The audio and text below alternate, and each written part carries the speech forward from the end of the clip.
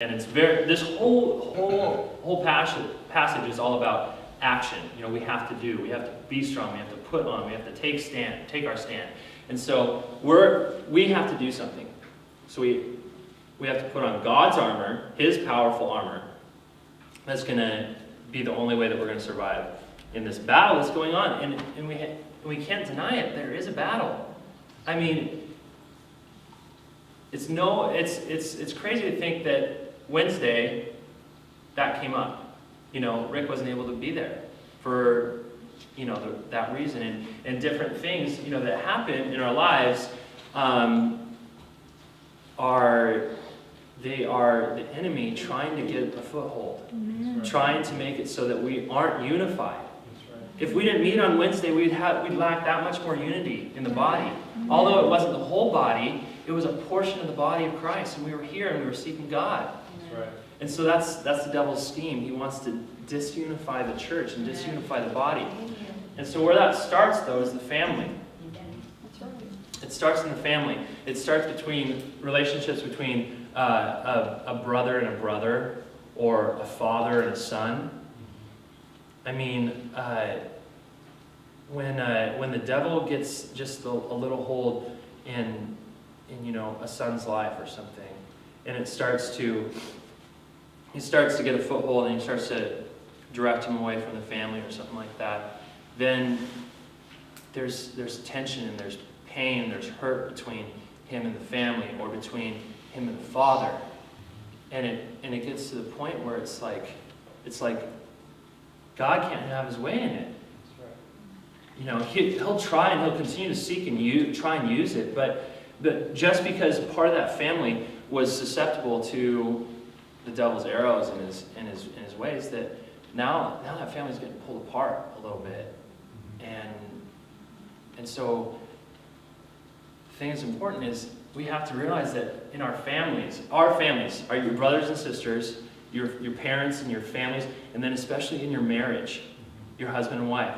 You have to realize that is where the devil wants to start. He wants to start tearing you apart, and he wants to start just putting a little bit, he's looking for the day that you don't have your shoe on.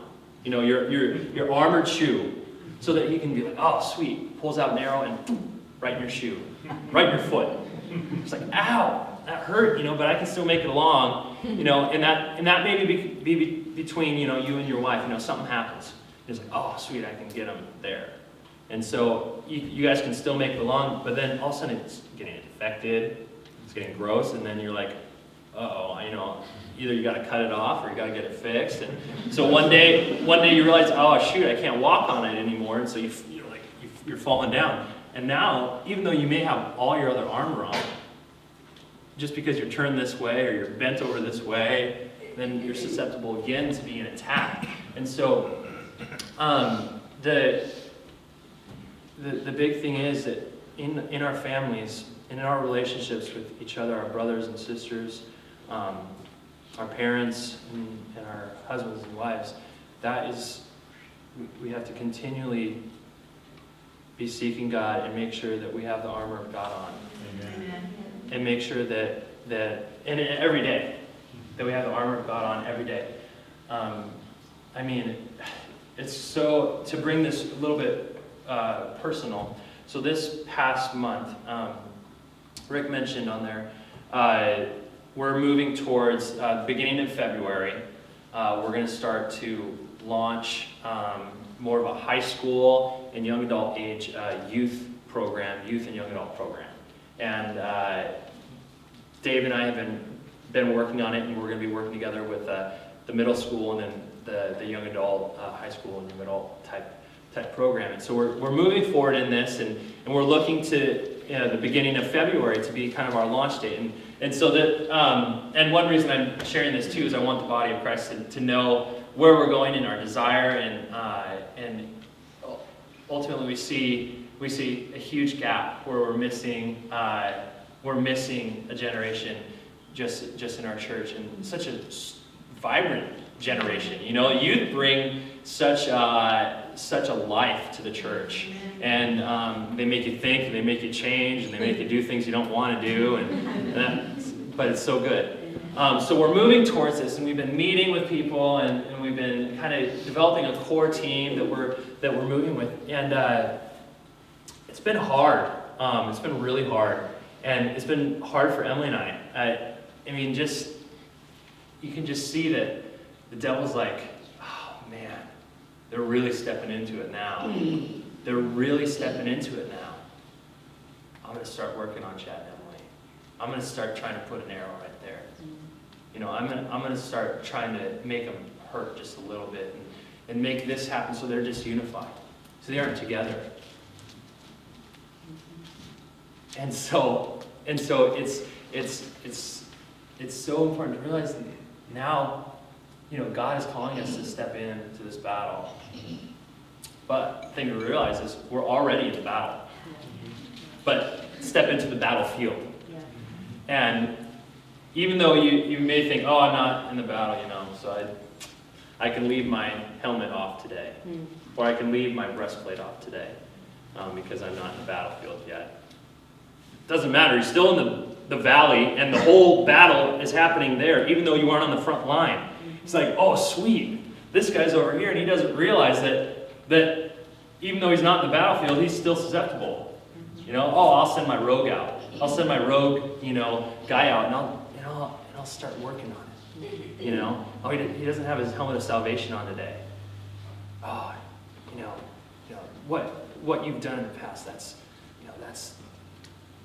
that made you who you are today, and you know your past and your whatever it is, you know, he tells you all these things, and you're like, oh man, yeah, because you don't have your salvation to hold on to.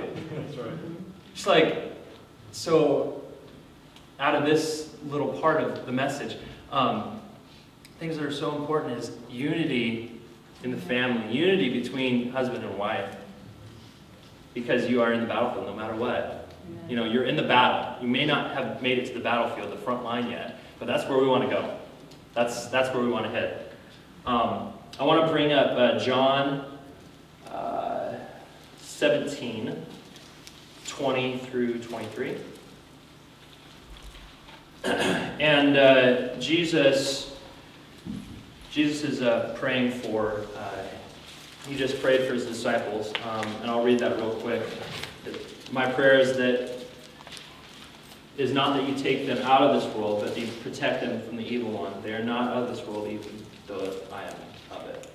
And then he moves into then praying for the believers. And that's up on the screen. My prayer is not for them alone. I pray also for those who will believe in me through their message, that all of them may be one.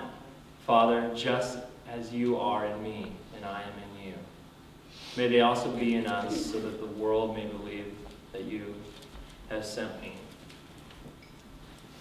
I have given them the glory you gave me, and that they may be one as we are one, I and them and you and me. May they be brought to complete unity, to let the world know that you have sent me and have loved them even as you have loved me.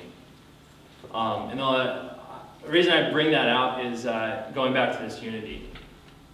So unity in the body. So we have unity in our families, which is huge. That's like foundational. If you don't have unity in your families, you are just so open. I mean, you can't